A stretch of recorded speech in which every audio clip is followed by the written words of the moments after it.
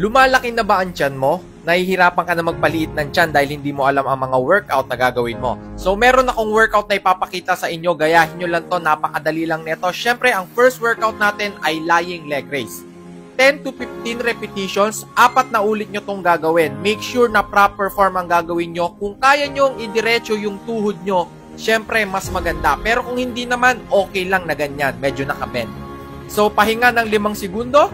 Tapos, next natin, ito ang tinatawag kong, alternate leg raise. Okay? Alternate leg raise. 20 repetitions to, 10 sa kabila, tapos 10 din sa kabilang paa. Okay? Medyo mahirap to guys, kasi tuloy-tuloy. Ang pahinga lang natin dito, 5 seconds lang after ng workout. Tapos, 4 na ulit natin tong gagawin.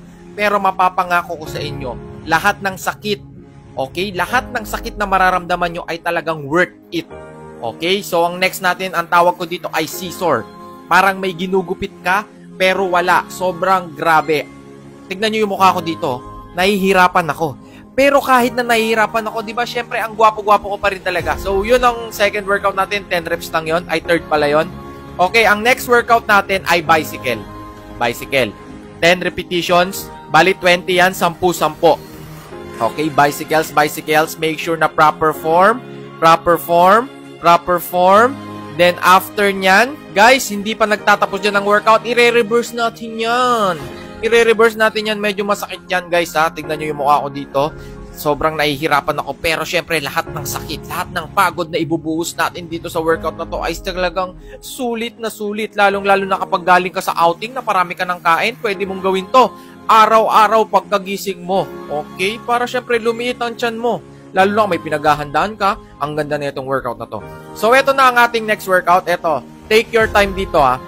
Kunin nyo yung hangin nyo. Huwag kayong magmamadali dito sa workout na to kasi ito, medyo masakit na to. Kasi medyo pang ilang workout na natin to, eh. Tuloy-tuloy to, guys, ha. Yan, no. Ang tawag ko dito ay, basta, gawin nyo na lang. Nakalimutan ko yung tawag dito, eh. Nasa dulo ng dila ko, pero syempre, gayahin nyo na lang to. 10 repetitions din yan, pero kung kaya nyo gawin 15 to 20, syempre, mas masarap yan. Target area nun, syempre, sa upper abs natin. Okay? So, ang next natin, ito, target neto sa love handles naman natin. Aabutin mo lang ang iyong talampakan. Okay? And make sure na pag inaabot mo yung talampakan mo, na i-squeeze or naiipit mo yung sa gilid ng tiyan mo. Alam mo na yon, yung love handles mo, di ba? Minsan, mataba yung sa gilid ng tiyan mo. Parang 3 yung tiyan mo kasi parang meron ka pang 2 tiyan sa may gilid ng iyong katawan. So, ito ang target area niyan. So, ganyan po kasarap ang workout na to. Tapos, take your time. Magpapahinga ka lang dito ng 30 seconds. Okay, 30 seconds ka magpapahinga. Tapos, gagawin mo ulit. 4 na ulit lahat ng workout na yon.